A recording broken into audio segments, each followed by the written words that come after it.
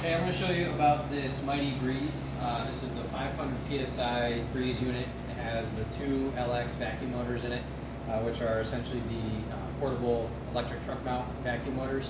So you can run up to 200 feet of vacuum hose. This is just for demonstration purposes, but 200 feet of vacuum hose with this machine, so it'll be similar to a small truck mount. If you need more hose than that, I would recommend bringing the machine inside. But you can set this on the front porch, and that would be sufficient for doing most residential carpet cleaning extraction. So the way this is going to work, you've got your vacuum inlet right here. So you would attach your vacuum hose there with a cuff, and then of course on the other end of your vacuum hose, you would connect to the wand, like so. That's your suction, and then the solution line for your water to rinse is going to come out of the machine here, and then you'll have your solution line hose that will plug onto this. So you've got your vacuum inlet, and then you've got your water outlet. Both of those connect to your wand for carpet cleaning. You can also do your stair tool, upholstery tool, whatever works. Those are the very basics. As far as the rest of the machine goes, this is the waste dump. So after you're done using the machine, or if it fills up with water for your wastewater, you lift this guillotine valve and all your wastewater will dump out. And you would typically dump that into a bucket and then pour it down the toilet. Or if you want, you can attach a hose to that and have it run outside into the lawn or whatever works. We have a couple more things down here. This is for your autofill and your auto pump out. So you can connect a garden hose quick connect to this and turn on the pump out, which is a switch that will empty the machine as you're using it, so that you don't have to manually dump using the valve here, and that'll just always keep your waste tank empty. And then you have autofill, so that you can hook up a garden hose to this as well. That'll always keep your fresh water full, so that you don't have to refill your fresh water as you're cleaning. So you have two options. You can use a clean bucket to fill your water with clean water.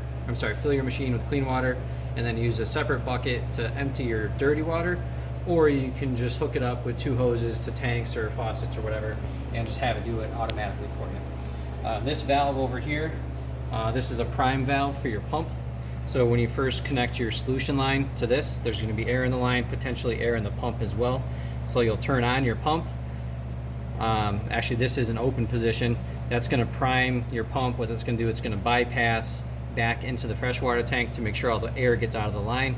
Once all the air is out of the line and it's fully bypassed and primed, you'll close that valve, and now you're ready to clean. So that's what those are for. These two hooks here are just to open the machine clamshell so you can see inside.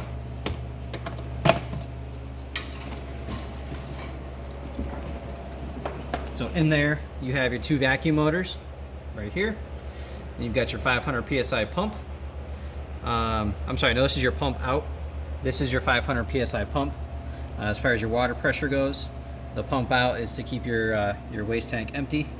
And then of course all the plumbing and electrical that goes around with that. Then this goes up to your tank, of course, for your vacuum suction. And as long as that's not kinked, when you put it back down, you just make sure everything is in good shape. Closing this here, looking at this.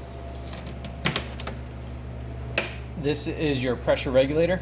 So you tighten it clockwise to increase your pressure, and you loosen it counterclockwise to decrease your pressure.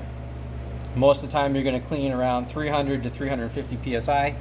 You could go up to 400 if you like. If you're doing carpet cleaning, drop it down to 200 psi. And there's a gauge right here that tells you your pressure. So you'll adjust that knob until your needle, reaches the pressure that you want.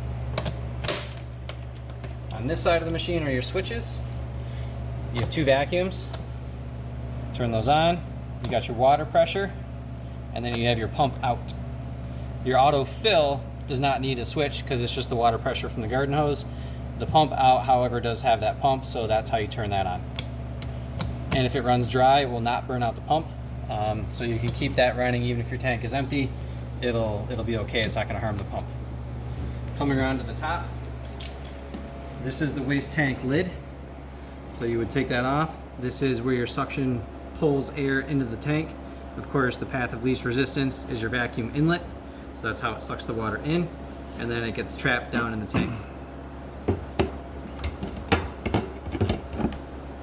And then this flap here is where your fresh water goes in. And you can see the float in there. That's for your autofill, so that as the water is filling into your freshwater tank, if you stop using it, it's not going to overflow. This acts as a valve. Basically, as the float rises up, it'll shut that off so it won't overflow the fresh water on you. So it'll stay at a reasonable level. Now you also have a clean out hose, or you can use this to do chemical injection for rinse. If you want to use an acid rinse while you're using your alkaline pre-spray, you put this into your acid rinse jug, which you can put on a hanger with these inlets here. And you stick that in your chemical rinse jug. That will siphon in as you use your autofill, or just as you clean. So you can pour fresh water in here and then use that as well. And the way to adjust your rinse dilution ratio, there's a little meter here, and you can adjust this up and down. I typically recommend, get everything functional and operating, and then set it so there's a little weight in the bottom that's going to rise up. I usually recommend having that at the 3 or 4 mark while it's operating, and that will typically give you the appropriate dilution ratio for your acid rinse. On the back side, you have your 2 plugs where your 2 cords will connect on 2 different circuits, and then this is just where the vacuum motor is to keep it cool, and then this is just another air port just to keep all the components cool on the inside. The machine does come with 2 cords, like I said here. Those are your 2 cords. They're 50-foot cords. Comes with a couple different fittings, cuffs, just everything you need to connect, the different accessories to the machine. And then it also comes with a wheel buddy kit.